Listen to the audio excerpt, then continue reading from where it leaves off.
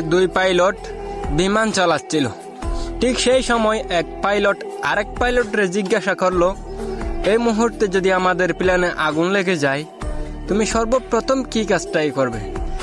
তখন দ্বিতীয় পাইলটটা উত্তর দেয়, আমি একটা কাজই করব, সর্বপ্রথম আমার বিমানটা যেন আমার দেশের খাড়ো কলিজায় যায় না লাগে, আমি বিমানটাই সমুদ্র পর্যন্ত নিয়ে যাব।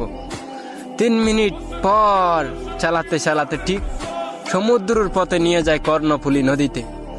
আরে নিজের জীবন চইলা গেল, কিন্তু দেশের মানুষকে যাইতে দিল না। এইরকম একটা পাইলটেরই দরকার আমাদের দেশে। ঠিক তেমন মানুষ বলে না, এখনো পর্যন্ত মানবতা শেষ হয়নি। মানবতা যদি না থাকতো এই পাইলটটা এই কাজটাই করতো না।